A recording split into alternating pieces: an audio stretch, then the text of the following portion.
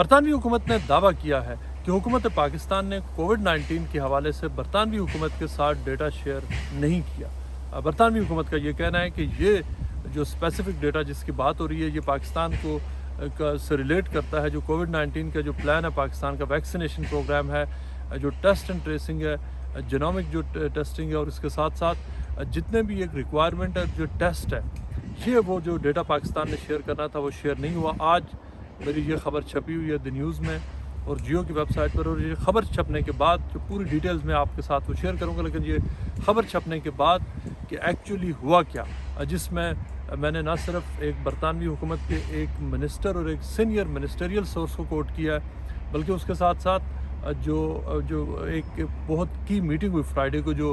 اسد عمر جو national coordination دیکھ رہے ہیں، اور ان کے ساتھ ساتھ جو چیف سائنٹسٹ ہیں پاکستان کے، وزیر اعظم پاکستان عمران خان کے ایڈوائزر معاون خصوصی ہیں ڈاکٹر فیصل سلطان، ان کی جو برطانیہ کے جو 8 برٹش پاکستانی ایم پیز ہیں، ان کے ساتھ ایک میٹنگ ہوئی، جس میٹنگ میں یہ ساری چیزیں ڈسکس ہوئیں۔ اس میٹنگ کے ساتھ ہماری جو 5 ایم پیز سے بات ہوئی، ان 5 ایم پیز نے مختلف چیزیں کنفرم کی کہ ان میٹنگز میں کیا کیا بات ہوئی تھی، وہ بھی ہم کسی کا نام لیے بغیر وہ اس سٹوری میں شامل ہیں۔ لیکن سب سے پہلے آپ کو یہ بتاتے ہیں کہ برطانوی حکومت کا یہ کہنا ہے کہ ان کے ساتھ پاکستان نے ڈیٹا شیئر نہیں کیا، اور یہ اس وقت یہ بات سامنے آئی جب چند دن قبل برطانوی حکومت نے ریڈ لسٹنگ کے حوالے سے اہم فیصلے کیے، اور جس میں انڈیا کو ریڈ لسٹ سے موو کر دیا۔ انڈیا جس میں ملینز آف کیسز، اور پاکستان سے کئی 100 گنا جو کیسز ہیں وہ انڈیا میں زیادہ ہے، لیکن انڈیا کو ریڈ لسٹ سے نکال کر ایمبر لسٹ میں ڈال دیا گیا، جبکہ پاکستان ابھی تک ریڈ لسٹ میں ہے، اور اگلے دنوں میں اب جب تک نیکسٹ ریویو نہیں ہوتا اس حوالے سے کچھ نہیں کہا جا سکتا۔ لیکن ہوا یہ کہ جب پاکستان کی طرف سے، جو برطانوی حکومت کی طرف سے یہ بات پاکستان کو کنوے کی گئی، جو 2 ایم پیز ہیں جن کی یہاں پر ایک سینئر جو گورنمنٹ منسٹر ہے، ان سے اس حوالے سے بات ہو چکی ہے۔ آپ کو یاد ہوگا کہ تقریباً 5 جو برٹش پاکستانی ایم پیز ہیں، انہوں نے بہت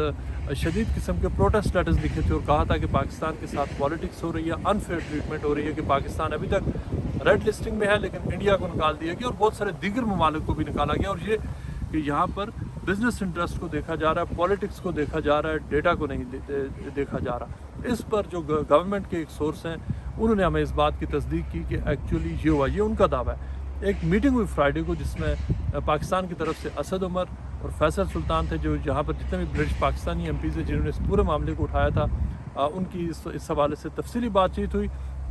اس میں ایک ایم پی ہیں، انہوں نے اسد عمر سے ڈائریکٹلی پوچھا کہ کیا پاکستان نے ڈیٹا شیئر کیا تھا۔ اس پر اسد عمر نے، جو انہیں ایم پی کے بقول، انہوں نے کوئی اس حوالے سے اسٹریٹ آنسر نہیں کیا، لیکن انہوں نے یہ پورا جو ایم پیز کو بتایا کہ پاکستان کے پاس جو پورا جو اپ ڈیٹڈ جو رپورٹنگ سسٹم ہے، ڈیٹا ہے، وہ روزانہ، اسد عمر نے یہ کہا بقول ایک ایم پی جن سے ہماری بات ہوئی، کہ یہ ساری چیزیں پبلکلی اویلیبل ہیں۔ جو نیشنل کوآرڈینیشن سینٹر ہے اس کی جو ٹویٹر ہینڈل ہے اس پر موجود ہیں، ویب سائٹ پر موجود ہیں، یوٹیوب پر موجود ہیں، اور یہ کہ میڈیا روزانہ اس کو رپورٹ کر رہا ہے، اور یہ موسٹ اپ ڈیٹڈ اوتھینٹک جو پاکستان کا ڈیٹا ہے وہ نیشنل کوآرڈینیشن اینڈ کمانڈ جو سینٹر ہے وہ اس کو اپنے ٹویٹر پر اپلوڈ کر رہا ہے، اور اپنے مختلف میڈیا فورمز پر اس کو چلا رہا ہے۔ لیکن اس میں کیا جو ایک اور آیا، جب فیصل سلطان سے اس حوالے سے بات ہوئی تو انہوں نے یہ کہا، اس میں 2 طرح کی کنفیوژن تھی، کہ یہ بھی کہا گیا کہ ڈیٹا برطانیہ کے ساتھ شیئر ہوا، اور یہ بھی کہا گیا کہ شیئر نہیں ہوا۔ فیصل سلطان نے، انہوں نے اس میٹنگ میں بقول ایم پیز انہوں نے کہا کہ ان کی جو برطانوی ہائی کمشنر ہیں ان کے ساتھ 4 سے 5 ہفتے کوٹ ان کوٹ یہ کہ ان سے ان کی بات چیت نہیں ہوئی۔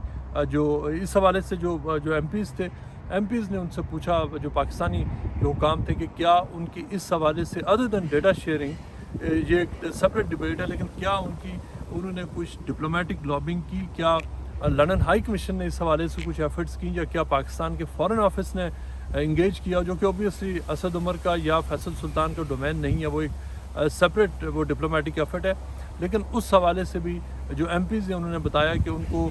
یہ فیل ہوا کہ حکومت پاکستان نے اس حوالے سے جو فارن آفس کے تھرو جو انگیجمنٹ ان کو کرنی چاہیے تھی برطانوی حکومت سے، حالانکہ یہ ایک ریکوائرمنٹ نہیں ہے، یہ ریکوائرمنٹ نہیں ہے کہ کوئی حکومت لابنگ کرے اس کے لیے، لیکن جو زمانہ ایسا ہے، حالات ایسے ہیں کہ اس میں لابنگ کرنی پڑتی ہے، اور اس میں کوئی شک کی بات نہیں ہے کہ انڈیا اگر ریڈ لسٹ سے اتنے کیسز کے باوجود اگر نکلا ہے تو اس میں اوبویسلی جو انڈیا کی جو لابنگ ایفرٹ ہے وہ یہ ضرور شامل ہے۔ یہاں پر بھی جو مختلف جرنلسٹ ہیں اور مختلف جو کمیونٹی گروپس ہیں وہ بھی یہ فیل کر رہے ہیں کہ شاید اس طرح کی لابنگ ایفرٹ نہیں ہوئی، اگر ہوتی تو شاید اس کا امپیکٹ اور اس کے جو اثرات ہیں وہ ڈفرینٹ ہوتے. لیکن جس میٹنگ کا آج پاکستان میں بہت چرچا ہے اور میڈیا اس خبر کو ہائی لائٹ کر رہا ہے، جو دی نیوز میں آج رپورٹ ہوئی ہے، اس خبر میں یہ بہت واضح طور پہ یہ لکھا ہوا ہے کہ ایکچولی ان میٹنگز میں ہوا کیا، کہ جو فنڈامنٹل اب جو ایک ایشو بنا ہوا ہے وہ یہ ہے کہ پاکستان نے